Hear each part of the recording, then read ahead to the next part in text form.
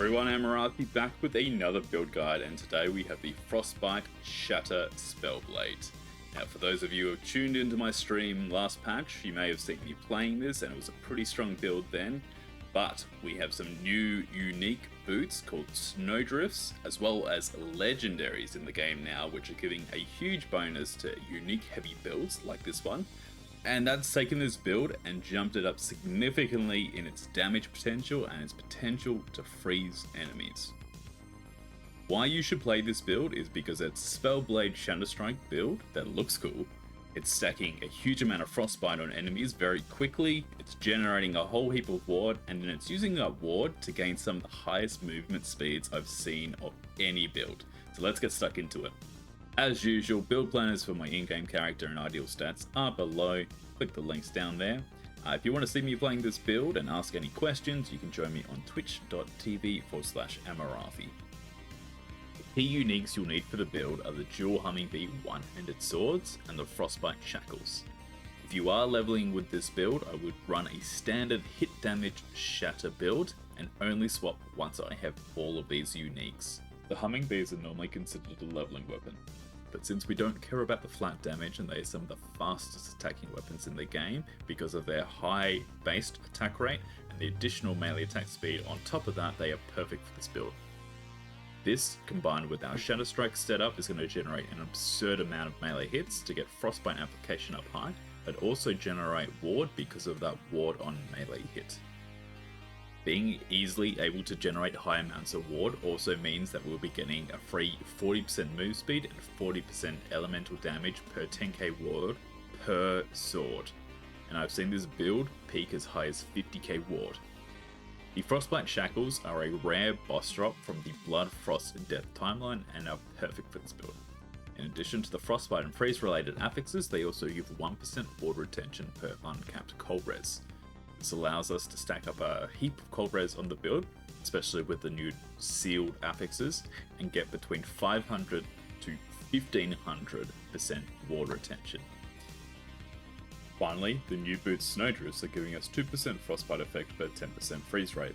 With many sources of freeze rate in the build, it will greatly increase its damage and freeze avoidance. With these in place, we can actually start looking at what our skills are doing for us.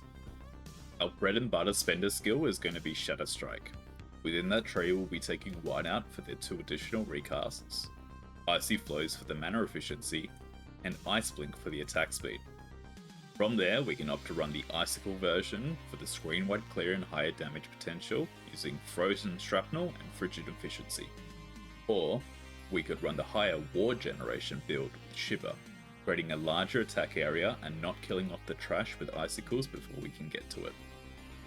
To recoup Shatter Strike's expensive mana cost, we will be running Mana Strike to quickly generate enough mana to get us back to full within 1 to 3 hits. By taking the node's critical mana and critical rejuvenation, we can get up to 15 mana per crit, and only needing 11% melee crit chance on our character sheet to be crit capped with Mana Strike.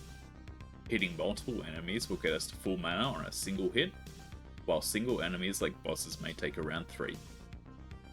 For Teleport, we will be running the permanent stun immune setup. Taking Rock Base will give us 4 seconds of stun immunity after we teleport, and with 5 points in time dilation, this will go up to 8 seconds, which is longer than the teleport cooldown. This also applies to Frigid Departure, giving us 600% freeze rate, and this is very important when we look at what our Snowdrifts are going to be doing for us. Enchant Weapon is going to greatly increase our DPS.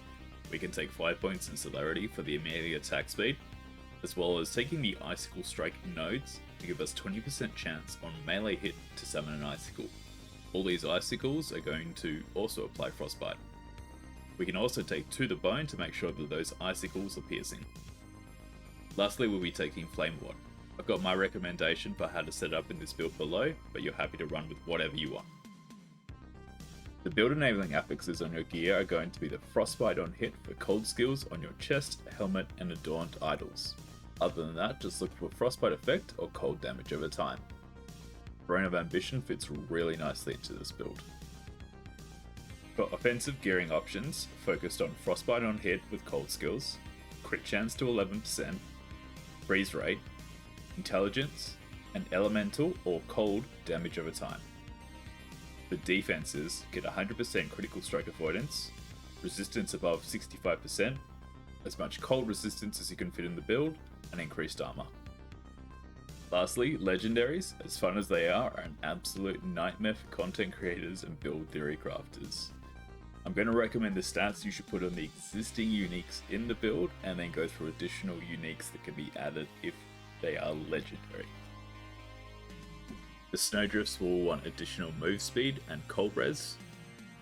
Your Frostbite Shackles will want melee attack speed and cold res, and your Humming Bees will want melee attack speed and slow on hit.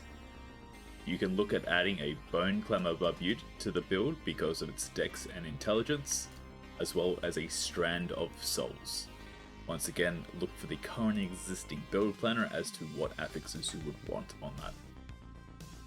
Well, there we go, guys. That's the build. Once again, if you've got any questions, feel free to hit me up in the comments below or join me on twitch.tv/Amarathi. See you guys next time.